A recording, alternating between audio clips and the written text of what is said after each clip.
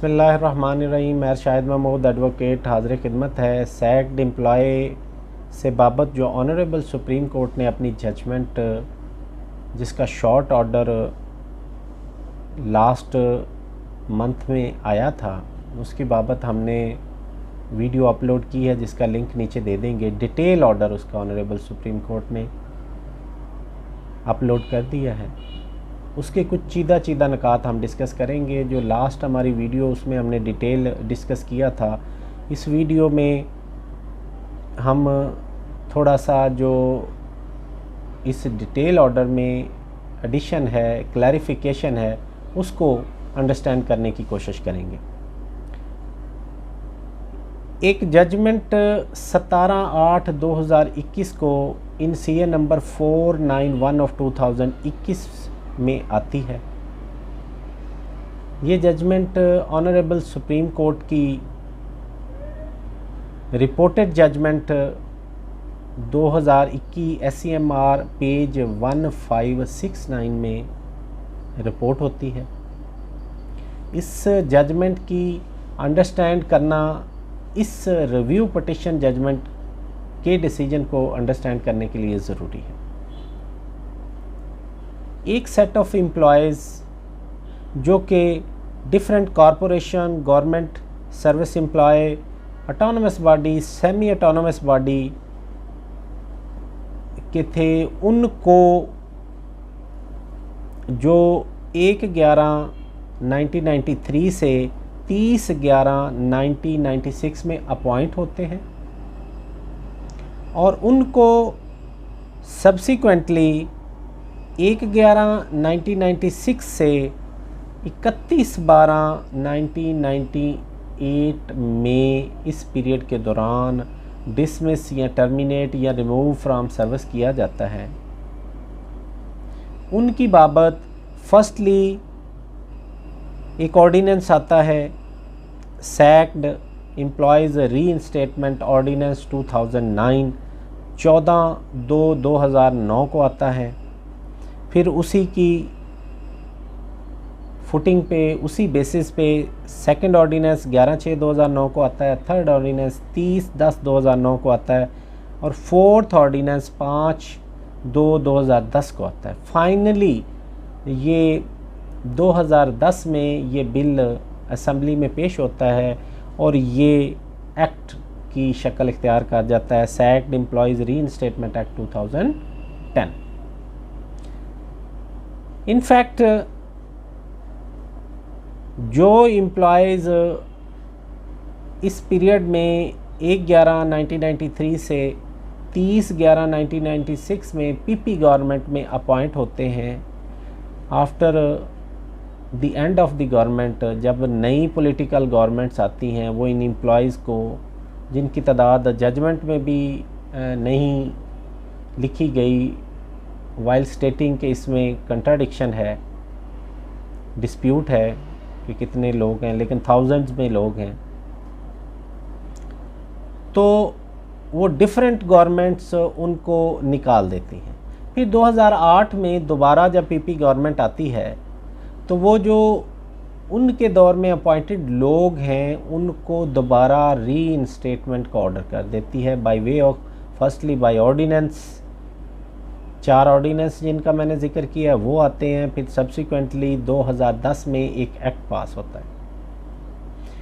इस एक्ट की बाबत लिटिगेशन हाई कोर्ट्स, मुख्तलिफ हाई कोर्ट्स में 2 से 3 साल चलती है। फाइनली ये लिटिगेशन ऑनरेबल सुप्रीम कोर्ट में चली जाती है।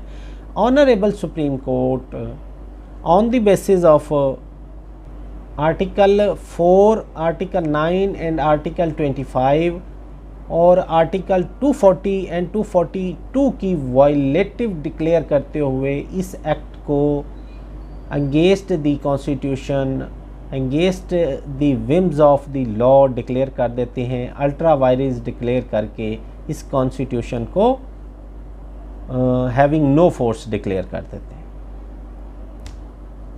इस एक्ट 2010 के बाद 2 set of litigation honourable courts high court में आती है।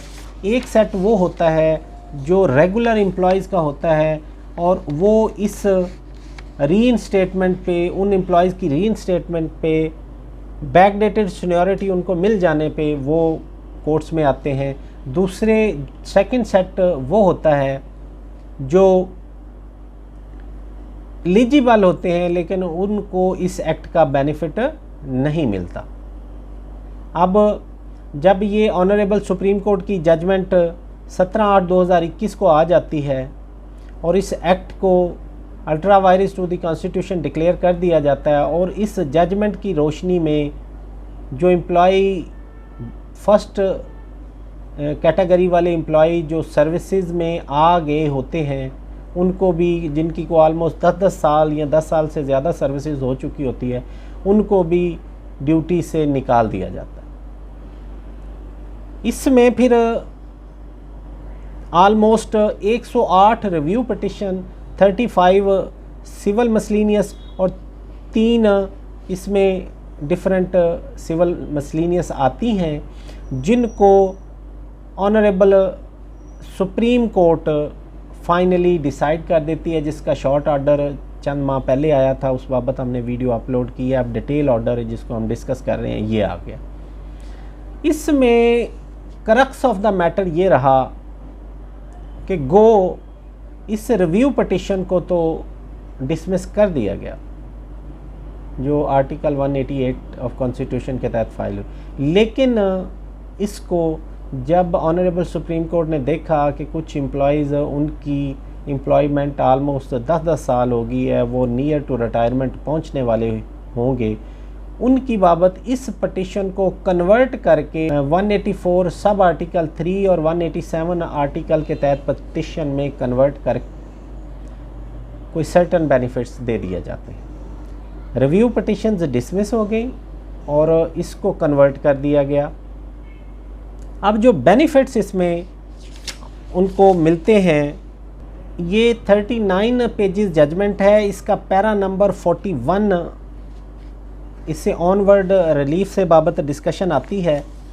However we considered that having rendered a service of 10 years or more since their reinstatement under the ordinance and the act, the beneficiary employee, most of whom are nearing retirement and having a minimum future job prospect, have dedicated a considerable period of their life to their employers and so deserve to be treated with leniency.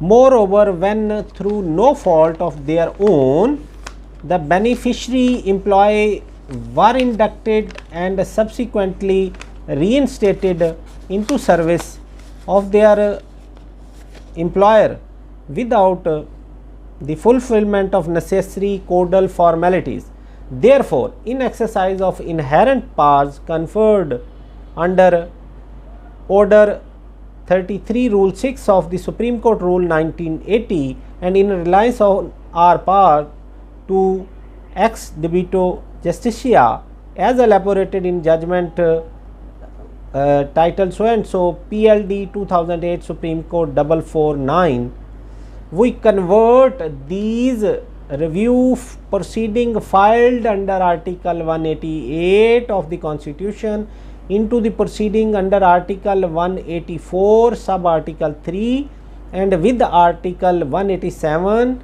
to grant the following relief to the beneficiary employees. अब relief क्या दिया गया? Relief की firstly relief ये दिया गया, जो लोग सर्विस में थे जिस वक्त ये जजमेंट आई, तो उनको बगैर किसी टेस्ट के ड्यूटीज़ पे रिस्टोर कर दिया गया। जो लोग सर्विस में नहीं थे लेकिन वो एलिजिबल हैं, उनको जो टेस्ट रूल्स के मुताबिक यानी आर्टिकल 240 एंड 242 में जो प्रिस्क्राइब रूल्स हैं उसके मुताबिक वो टेस्ट दें, 3 मंथ के अंदर अंदर ये कंप्लीट करके उनको भी रिस्टोर कर दिया गया। अब इसके बाद ये भी होल्ड किया गया कि इस दौरान अगर term and condition of service में कोई इम्प्रूवमेंट हुई है, जिस वक्त उनको निकाल दिया गया in compliance of the judgment of honourable Supreme Court, या उनको रिस्टोर ही ना किया गया, तो इस दौरान अगर उस स्केल, उस पोस्ट की बाबत कोई इम्प्रूवमेंट आई है तो उस इम्प्रूवमेंट का बेनिफिट भी इन एम्प्लॉयज़ को मिलेगा।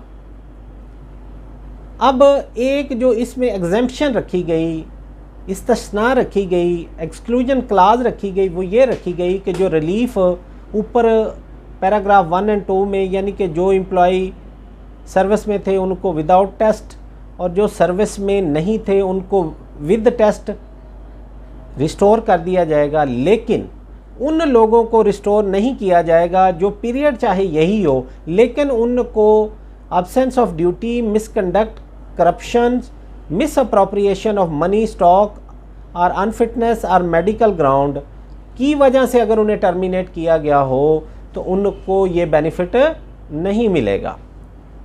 दोबारा इसको थोड़ा समझाने की कोशिश करते हैं कि इस जजमेंट की रोशनी में जो employ at the time of judgment as per act 2010 restore होके ड्यूटी कर रहे थे, लेकिन जजमेंट ऑफ सुप्रीम कोर्ट आने के बाद उन्हें निकाल दिया था, उनको इस रिव्यू पिटिशन डिसीजन के मुताबिक दोबारा रिस्टोर कर लिया गया विदाउट एनी टेस्ट।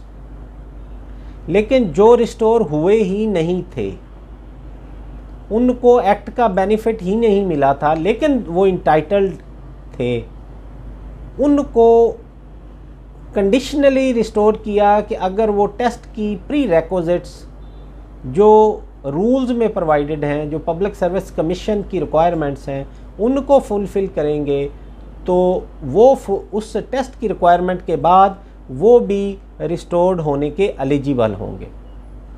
अब तीसरा जो दिया गया कि कोई इम्प्रूवमेंट अगर इस दौरान आई, स्केल अपग्रेड हुआ या कोई उन्हें इंक्रीमेंट मिला या वो उनकी पोस्ट अपग्रेड हुई, इस तरह के जो भी इम्प्रूवमेंट सर्विस रूल्स के मुताबिक जो आई इस दौरान, वो भी इन लोगों को मिलेगी। लेकिन इसमें उन लोगों को निकाल दिया गया जो on the basis of misconduct, absence etcetera, जो मैंने ग्राउंड्स बयान की हैं, उनकी वजह से अगर इस पीरियड में निकाले गए हैं, उनको इस जजमेंट, रिव्यू पिटिशन जजमेंट का बेनिफिट नहीं होगा। तो कंक्लूजन में ये जजमेंट जो है कंसर्न डिपार्टमेंट्स को भेजी गई। एक चीज़ जो इंटरेस्टिंगली इस जजमेंट में लिखी है, इसमें 10 डिपार्टमेंट्स हैं जो लिटिगेशन जिनके एम्प्लॉयज़ ने की, वो उनकी लिस्ट इसमें मेंशन है, वो हम डिस्कस कर देते हैं कि वो कौन कौन से डिपार्टमेंट हैं। लेकिन एक्ट में जो एम्प्लॉयज़ की डेफिनेशन दी गई है वो सारे लोग इसमें शामिल हैं, चाहे उन्होंने ये लिटिगेशन की या नहीं की। 10 इदारे, नंबर 1 इंटेलिजेंस ब्यूरो के एम्प्लॉयज़ आए इसमें, कमिश्नर अफ़गान रेफ्यूजी KPK के आए, नेशनल हाईवे अथॉरिटी के आए, Pakistan telecommunication company limited यानी कि PTCL के लोग आए, ओवरसीज़ पाकिस्तानी फाउंडेशन OPF के आए, फिर स्टेट लाइफ इंश्योरेंस कॉरपोरेशन उसके एम्प्लॉय आए, सिविल एविएशन अथॉरिटी के लोग आए, water and power development authority के लोग आए, SNGPL यानी कि सुई सॉदर्न गैस कंपनी SSGC के लोग आए, trading corporation of Pakistan TCP के लोग, 10 डिपार्टमेंट के लोग इस लिटिगेशन में आए।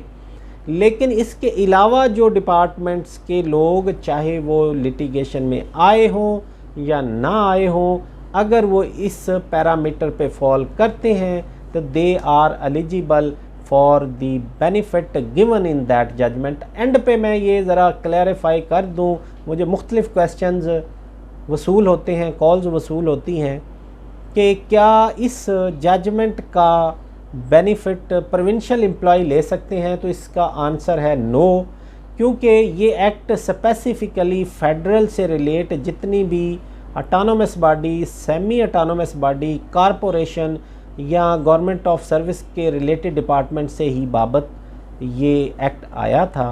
KPK में एक एक्ट ज़रूर आया था, उसमें बड़ी रिस्ट्रिक्टेड टर्म एंड कंडीशन रखी थी, उसकी बाबत भी जजमेंट आई थी, वो भी मैंने अपलोड की है। लेकिन बाकी प्रोविंस की बाबत कोई जजमेंट नहीं आई और ना ही कोई इस बाबत एक्ट आया और ना ही उन लोगों ने कोई ख़ास एहतजाज किया, वरना उनको भी कोई इस तरह का रिलीफ मिल सकता था।